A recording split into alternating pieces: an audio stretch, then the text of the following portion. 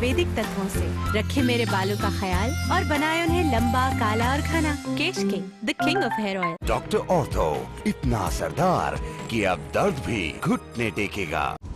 Terrorist किसी का भाई नहीं होता साइमा। कुरान को समझ के फॉलो करने वाला कभी टेररिस्ट हो ही नहीं सकता। अरे ये तो कोई और ही मजहब के लोग हैं जो सारी दुनिया में दहशत फैला रहे और नाम इस्लाम का खराब कर रहे। नमस्कार, सलाम, मैं हूं हर्षा अवस्थी और स्वागत करती हूं आप सभी का एस टेलीशॉप की दुनिया में। एस टेलीशॉप आपके लिए लेकर आया है नया BlackBerry 8830 सिर्फ और सिर्फ 3,999 रुपए में, जिसकी मार्केट में वैल्यू है 12,999। तो यहाँ पे अगर अभी के अभी आप हमसे परचेस करते हैं तो सीधा सीधा आप 9,000 सेव कर रहे हैं। और इतना ही नहीं, अभी के अभी ऑर्डर करने पर आपके घर एक रिस्ट वॉच वर्थ ₹2799 यानी कि 2799 की आपके घर आएगी एब्सोल्युटली फ्री, यानी कि 2 in 1 ऑफर है।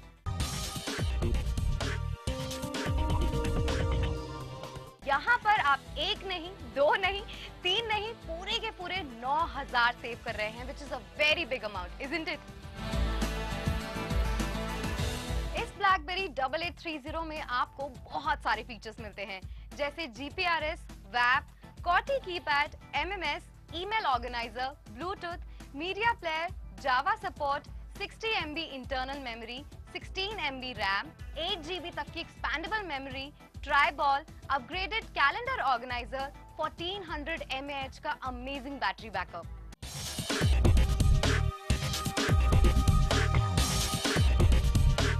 BlackBerry 8830 तो एक खास फोन है ही, लेकिन एक और खासियत मैं आपको बता दूं एस टेलीशॉप के बारे में कि आप इंडिया के किसी भी कोने में रहते हैं, कश्मीर से लेकर कन्याकुमारी तक या फिर गुजरात से लेकर असम तक, आपके घर पे ये फोन होम डिलीवरी के तहत बिल्कुल पहुंचने वाला है, क्योंकि हमारी सर्विसेज देश के कोने कोने में है, क्योंकि हम समझते हैं आपकी नीड को और साथ ही साथ आपकी कन्वीनियंस को भी। अभी आपको क्या करना है, अभी आपको इस चमचमाते BlackBerry 8830 के लिए अपना ऑर्डर प्लेस करना है।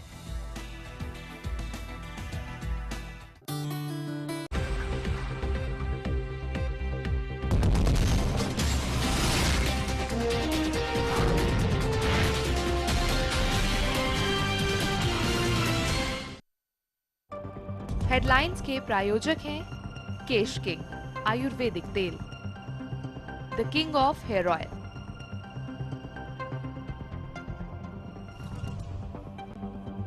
उत्तराखंड के मुख्यमंत्री विजय बहुगुणा की विदाई लगभग तय। विजय बहुगुणा कल दे सकते हैं इस्तीफा, हरीश रावत हो सकते हैं अगले मुख्यमंत्री।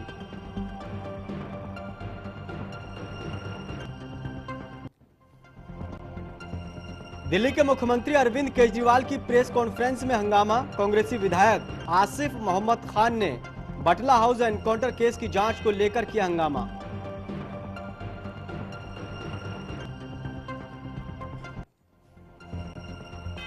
राहुल गांधी के बयान पर बवाल। दिल्ली की सड़कों पर उतरा सिख संगठन। 1984 सिख दंगों में कांग्रेसी नेताओं के शामिल होने की कही थी बात।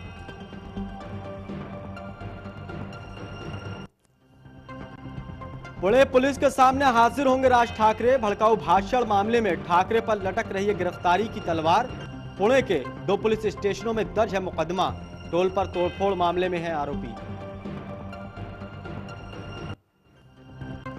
और जनता को कैबिनेट का तोहफा। रियायती सिलेंडरों की संख्या 9 से बढ़ाकर 12 की गई।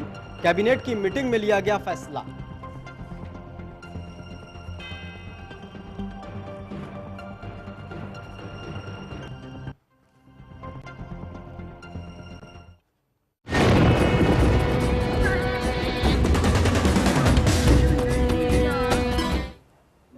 हर साजिश के पीछे छिपा होता है एक राज, हर जुर्म के पीछे छुपा होता है एक मुजरिम, लेकिन हर अपराध में मिल ही जाता है एक सुराग। हम उन्हीं सुरागों के सहारे करते हैं तहकीकात, असली मुजरिम का करते हैं खुलासा और पर्दे के पीछे छिपे चेहरे को करते हैं बेनकाब। नमस्कार, मैं आसिफ खान और आप देख रहे हैं तहकीकात।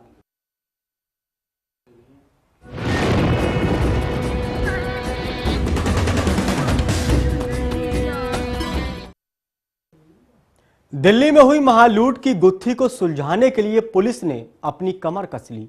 पुलिस ने लाजपत नगर में 28 जनवरी को हुई करोड़ों की लूट के मामले में दुबई कनेक्शन का खुलासा किया है। इस पर देखिए हमारी ये खास रिपोर्ट।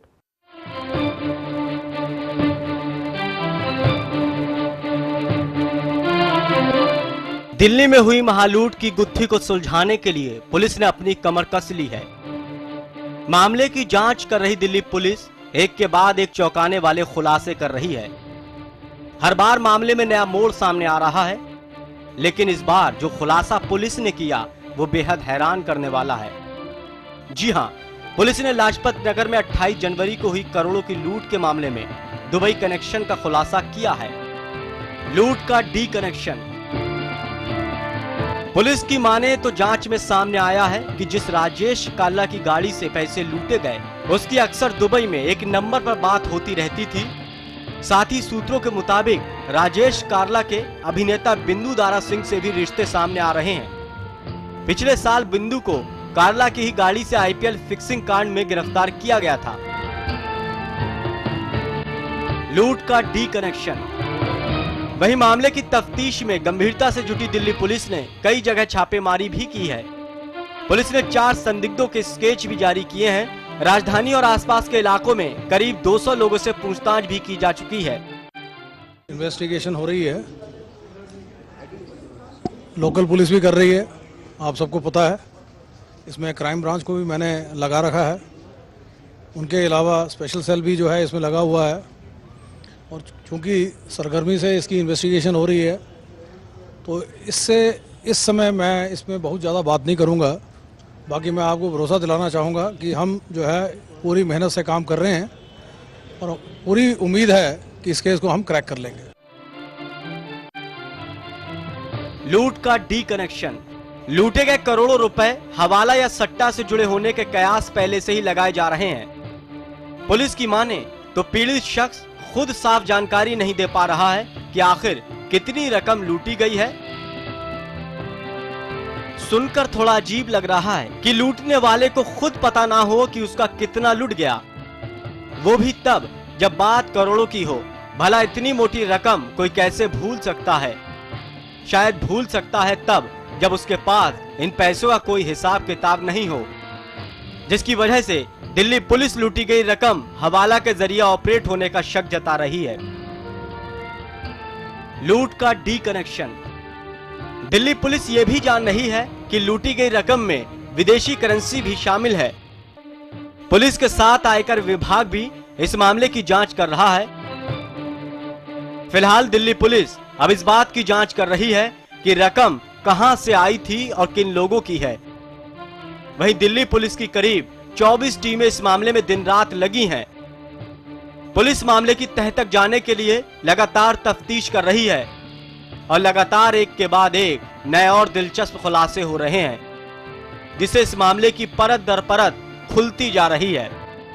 लेकिन असली सच क्या है और कितना हाई प्रोफाइल है, ये तो जांच पूरी होने के बाद ही सामने आ पाएगा। दिल्ली के आर.के. रावत के साथ अर्पणा दुबे, चैनल 1 न्यूज। उधर दिल्ली के रोहिणी कोर्ट में आज पेशी के लिए आए युवक जितेंद्र पर अज्ञात हमलावरों ने फायरिंग कर दी। मौके पर मौजूद पुलिसकर्मियों ने एक बदमाश को गिरफ्तार कर लिया, लेकिन बाकी और बदमाश भागने में कामयाब रहे। फिलहाल पुलिस और बदमाशों की तलाश कर रही है।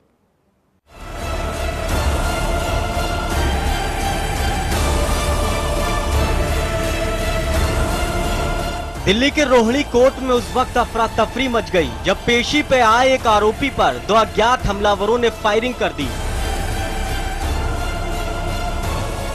इस फायरिंग में जितेंद्र नाम का विचाराधीन कैदी बाल बाल बच गया। कोर्ट परिसर में अचानक हुई गोलीबारी से लोगों में भगदड़ मच गई। कुछ लोगों ने हिम्मत दिखाते हुए एक बदमाश को मौके पर ही पकड़कर पुलिस के हवाले कर दिया। पकड़े गए बदमाश के पास से एक देसी तमंचा भी बरामद किया है। वहीं इस हमले के बाद विचाराधीन कैदी के परिजन पुलिस की कार्यप्रणाली पर सवाल खड़े कर रहे हैं। मेरे बेटे के साथ गोली चलाई बेटा ने। ये जी एक दिन बेटा फिर आए थे, वारदात करी मेरे घर माखन है, मेरा माले घर पर नहीं है। पीछे तो इन्हें वारदात करी, मेरा अकेला था, मैं भी अकेली थी। सुनील के चाचा ने सुनील करवा रहा जो कर फोन करके ने ऐसे ऐसे बच्चा ने कहा से। इस हमले के बाद से लोगों में काफी गुस्सा है। लोगों का आरोप है कि पुलिस की लापरवाही से यह हमला हुआ है। नाराज लोगों ने कोर्ट परिसर के बाहर जमकर हंगामा काटा और दिल्ली पुलिस के खिलाफ नारेबाजी भी की। जी हम अपने भाई गोगी भाई के साथ तारीख पर जा रहे थे रोनी कोर्ट में। जब हम मेन गेट पे पहुंचने लगे तभी 2 हमलावर थे वहां पर। एक हमलावर ने अपने रिवॉल्वर निकाली और उसने फायरिंग करी। किस्मत से हमारा गोगी भाई बच गया है और पुलिस कार्रवाई हमारे पे कर रही है, हमारे भाई पर कर रही है। उस लड़के पर कोई कार्रवाई नहीं कर रही है जो पकड़ा गया है। एक अंदर है, एक फरार है। दिल्ली में अपराध का ग्राफ लगातार बढ़ता जा रहा है और पुलिस हाथ पर हाथ धरी बैठी है।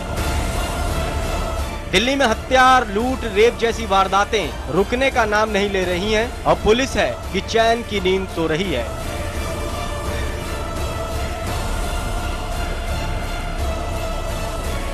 दिल्ली से आर के रावत के साथ Arpana Dubey, channel 1 news. Mumbai police ने एक ऐसे शख्स को गिरफ्तार किया है जिसने 9 साल के बच्चे के साथ दुष्कर्म किया। पुलिस ने आरोपी को गिरफ्तार करके आगे की जांच पड़ताल शुरू कर दी है। साथ ही बच्चे को मेडिकल जांच के लिए भेज दिया है। बताया जा रहा है कि सलमान रईस अहमद नाम के इस युवक ने इलाके में रहने वाले 9 साल के बच्चे के साथ दुष्कर्म किया और इस घटना को तब अंजाम दिया जब बच्चा कूड़ा फेंकने गया था।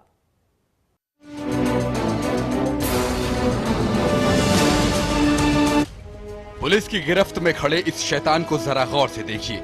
इसका नाम सलमान रईस अहमद है, जिस पर ऐसा घिनौना आरोप लगा है जिसे सुनकर आप हैरत में पड़ जाएंगे।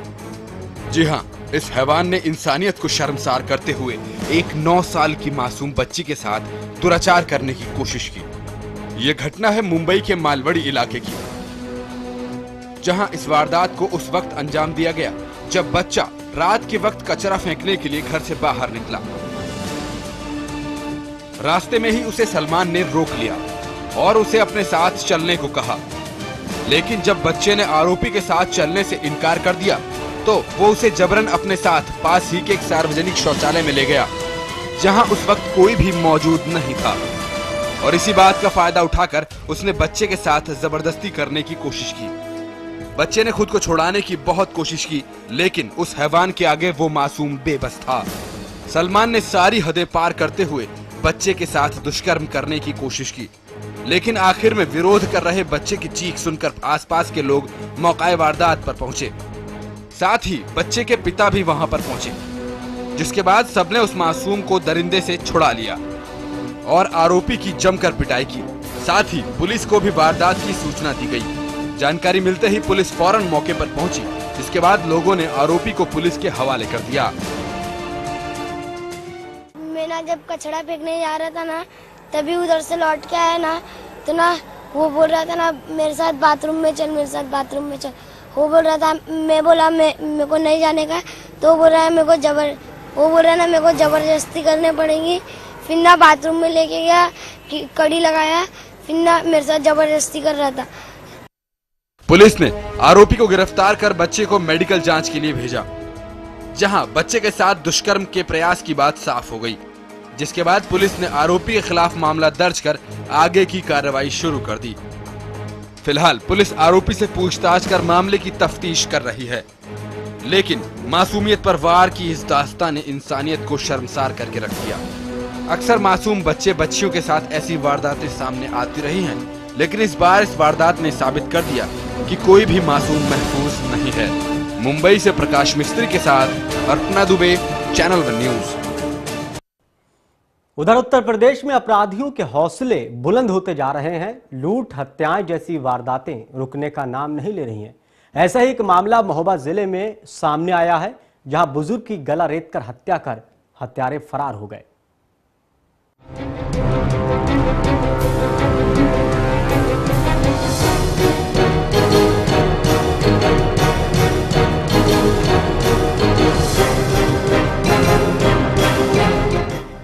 उत्तर प्रदेश में आए दिन घट रही आपराधिक वारदातें साफ कर रही हैं कि यहाँ बदमाशों के हौसले कितने बुलंद हैं, जो कानून को धता बताकर एक से बढ़कर एक वारदातों को अंजाम दे रहे हैं। पुलिस इन वारदातों पर लगाम लगाने की कोशिश तो कर रही है, लेकिन फिर भी प्रदेश में लूट और हत्याओं का सिलसिला थमने का नाम नहीं ले रहा।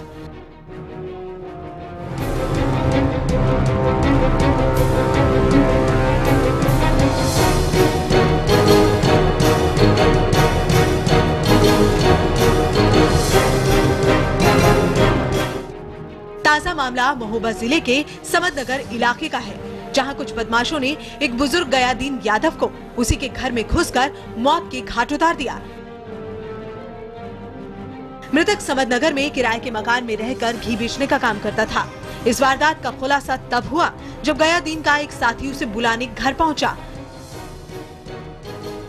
जहां उसने गयादीन का शव लहूलुहान हालत में जमीन पर पड़े देखा। पता चला है, हम आए थे कि क्या होगा। क्या पता चला आपको? कि बब्बा को मॉडल होगा या दिन को। हमारे यहाँ काम करता है, हमारी हम भी डेयरी खोल रहे, कुछ नहीं है उसका विवाद। एक तो वो बहुत सीधा था, विवाद का तो हो ही नहीं सकता था। तुरंत इस वारदात की सूचना पुलिस को दी गई। खबर मिलते ही पुलिस मौके पर पहुंची और शव को कब्जे में लेकर पोस्टमार्टम के लिए भेज दिया। पुलिस ने पूरे मौके वारदात का मुआयना भी किया।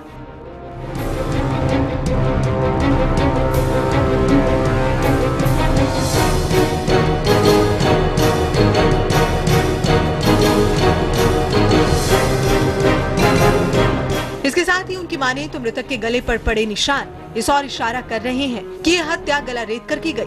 वहीं इस वारदात से पूरे इलाके में दहशत का माहौल है।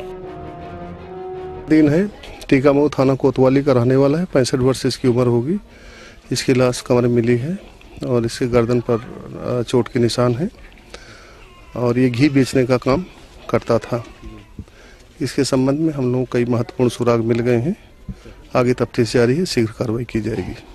पुलिस ने हत्या का मामला दर्ज कर कार्रवाई शुरू कर दी।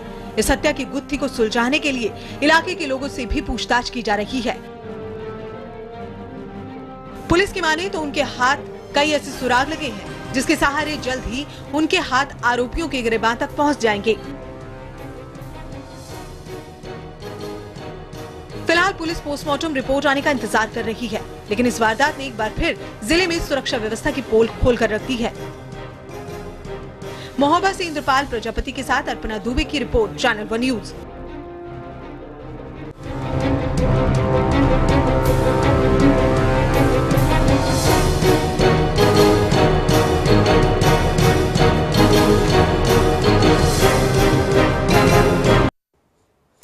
बरेली के मोहनपुर ठिरिया गांव में आबकारी विभाग ने एक नकली शराब फैक्ट्री का भंडाफोड़ किया है। साथ ही मौके से 2 लोगों को गिरफ्तार भी किया है। ये लोग एक घर में छिपकर शराब बनाने का काम करते थे और बाद में उसी शराब को बाजार में ब्रांडेड लेबल लगाकर बेच देते थे।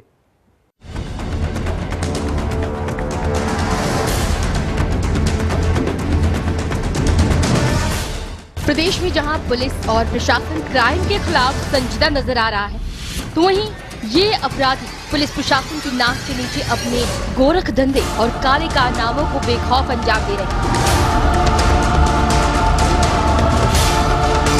जी हां, आज हम आपको दिखाते हैं कि आबकारी विभाग ने कैसे मुखबिर की सूचना के आधार पर एक नकली शराब फैक्ट्री का भांडाफोड़ किया।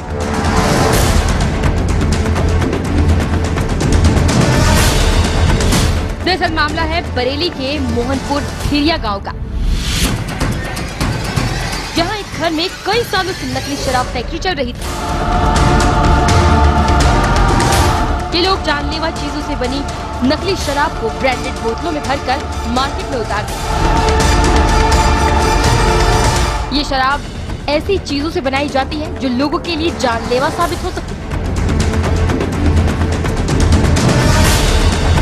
और लोगों की मौत की वजह भी बन सकती है।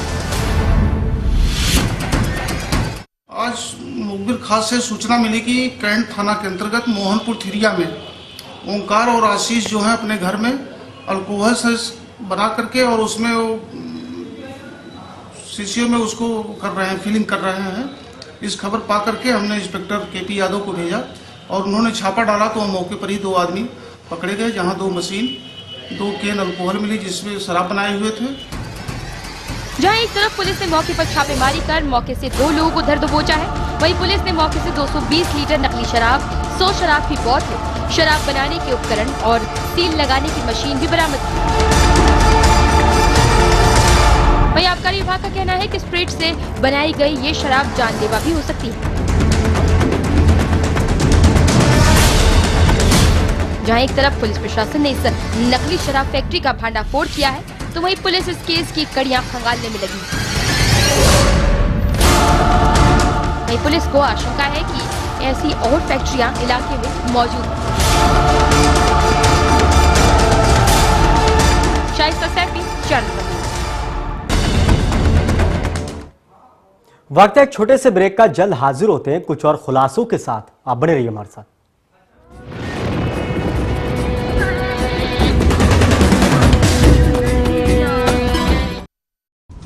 टेररिस्ट किसी का भाई नहीं होता साइमा। कुरान को समझ के फॉलो करने वाला कभी टेररिस्ट हो ही नहीं सकता। अरे ये तो कोई और ही मजहब के लोग हैं जो सारी दुनिया में दहशत फैला रहे और नाम इस्लाम का खराब कर रहे हैं।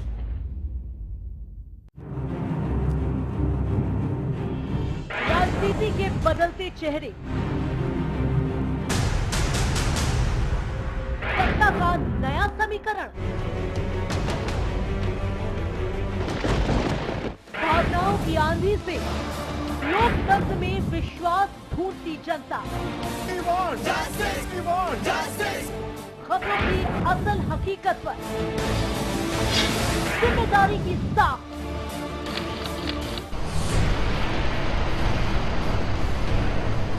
हर खबर है यहाँ खास, क्योंकि हर खबर पर है हमारी पैनी नजर। हम हैं चैनल वन न्यूज, खबरों में एक कदम आगे।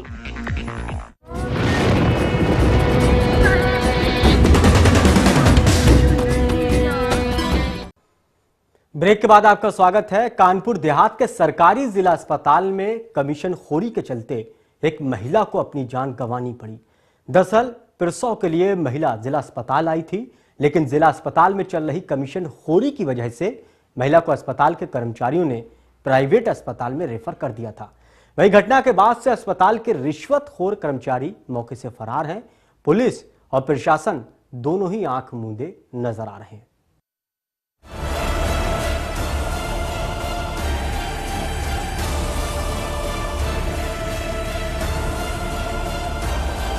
जहां एक तरफ शासन और प्रशासन गर्भवती महिलाओं के लिए सरकारी अस्पतालों में सुविधाएं देने की बात करता है, लेकिन इन सुविधाओं की जमीनी हकीकत कुछ और ही बयां हो रही है।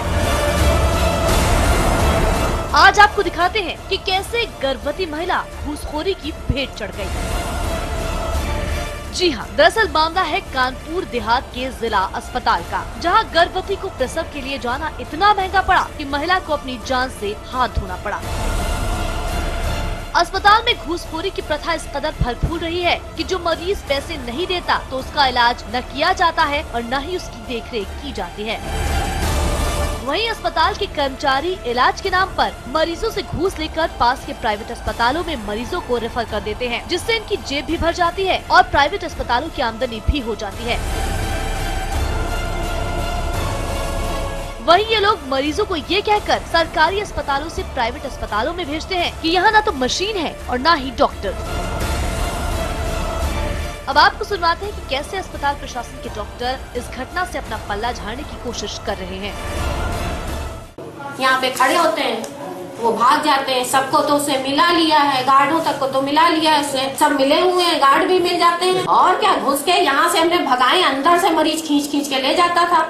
मैडम से कितना कह करके हमने शिकायत करवाई है, तो अब अंदर उसने आना बंद किया। डॉक्टर का कहना है कि सारा स्टाफ प्राइवेट अस्पतालों से मिला हुआ है, घूस में सबका हिस्सा होता है और वो अब किस किस का नाम लेंगे।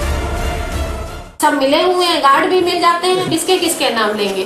देखा आपने किस तरह पूरा अस्पताल प्रशासन एक दूसरे का बचाव कर रहा है। हैरानी की बात तो ये है कि अस्पताल के आला अधिकारियों के नाक के नीचे एक घूसखोरी चल रही है, लेकिन अस्पताल प्रशासन का कोई भी अधिकारी इन मरीजों पे ध्यान देना जरूरी नहीं समझता।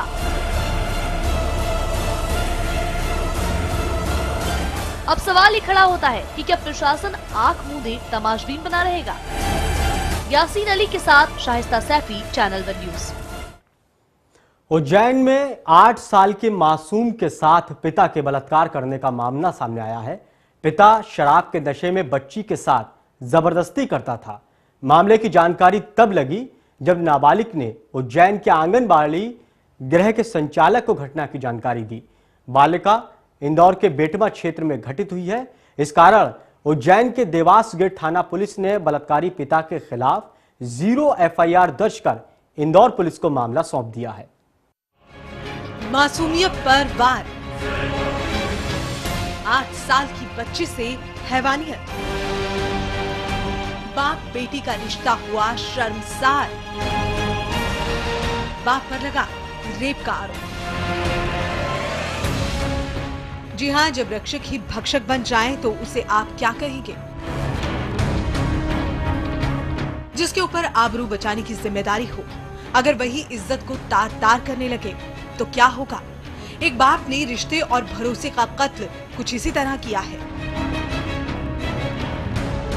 अपनी बेटी को ही अपनी हवस का शिकार बना डाला। रिश्तों को दागदार करने वाले हैवान पर अपनी ही 8 साल की बेटी की अस्मत लूटने का आरोप है। ये घटना है मध्य प्रदेश के उज्जैन की। नाबालिग अपने माँ बाप और बड़ी बहन के साथ इंदौर के बेटवा में रहती थी, लेकिन एक दिन वो अपने साथ हो रहे दुराचार से तंग आकर घर से भाग गई। वहीं जब बच्ची पुलिस को मिली तो उन्होंने उसे उज्जैन के आंगन बालिका गृह भेज दिया। हालांकि तब पुलिस को बच्ची के साथ हुए दुष्कर्म की जानकारी नहीं थी, लेकिन बालिका गृह में तबीयत बिगड़ने पर बच्ची ने अपने पिता की घिनौनी हरकतों का खुलासा करते हुए बताया कि उसका पिता शराब के नशे में उसके साथ गलत काम करता था। ये बच्ची 11 तारीख को यहाँ देवासगढ़ थाने से चाइल्ड लाइन को मिली थी। चाइल्ड लाइन द्वारा इस बच्चे को आंगन बालिका गृह में भेजा गया। उसके बाद जब बच्ची आंगन बालिका गृह की बच्चियों से घुल मिल गई और उसको जब अच्छा लगने लगा वहाँ पर, तो हमने पूछा कि तू अपने माता पिता के पास क्यों नहीं जाना चाहती है। तब उस बच्ची ने जानकारी दी कि वो उसके पिता उसके साथ गलत व्यवहार करते थे और शराब पीने के बाद उसको खेत पे ले जाते थे और उसके साथ गलत काम करते थे। वहीं बच्ची ने अपने बयानों में ये भी खुलासा किया कि उसका हैवान पिता सिर्फ उसे ही अपनी हवस का शिकार नहीं बनाता, बल्कि वो अपनी बड़ी बेटी की भी अस्मत के साथ खिलवाड़ करता है। जब ये जानकारी मिली तो हमने तुरंत बाल कल्याण समिति को उस पूरी जानकारी से अवगत करवाया। आज बाल कल्याण समिति द्वारा हमें आदेशित किया गया है कि इस पूरे मामले में प्रकरण दर्ज करवाया जाए, तो हम बच्ची को लेकर यहाँ थाने पर आए हैं और प्रकरण दर्ज करवा रहे हैं। बच्ची का ये कहना है कि माता पिता दोनों शराब पीते हैं। शराब पीने के बाद मारते भी बहुत हैं बच्ची के साथ, और बच्ची की एक बड़ी बहन है, उसके साथ भी यही सब कुछ पिता द्वारा किया जा रहा है, जो कि बहुत शर्मनाक भी है और पिता और बेटी के रिश्ते को कलंकित करने वाला कृत्य है। आंगन बालिका गृह संचालक रितेश श्रोत्रिया के मुताबिक जब बच्ची से उसके पिता के साथ बलात्कार करने की बात सामने आई तो इसकी रिपोर्ट बनाकर बाल कल्याण समिति को दी गई। इसके बाद देवास गेट थाने पहुंचकर बच्ची के साथ बलात्कार की शिकायत दर्ज कराई गई। पुलिस ने बच्ची का मेडिकल करवाया और उसके पिता के खिलाफ रेप का मुकदमा दर्ज कर लिया। हालांकि घटना इंदौर के बेटवा क्षेत्र की है। इस वजह से उज्जैन के देवास गेट थाना पुलिस ने ये मामला इंदौर पुलिस को सौंप दिया है। आंगन बालिका गृह से एवं बाल कल्याण समिति जिला उज्जैन से ये सूचना मिली है देवासगढ़ थाने पे कि एक नाबालिग बालिका है, उम्र करीब 8 वर्ष की होगी। उसके साथ उसके पिता चतुर सिंह पारदी, जो कि माचल ग्राम थाना बेटवा जिला इंदौर का है, उसने यौन शोषण किया है और मारपीट करके उसके साथ कुकृत्य किया है, जैसे बलात्कार जैसी घटना घटित की है। ये बच्ची को आंगन प्राइवेट NGO जो चल रहा है उनकी मदर हैं, जो मेरे साथ ही खड़ी हुई हैं, उनको बताया।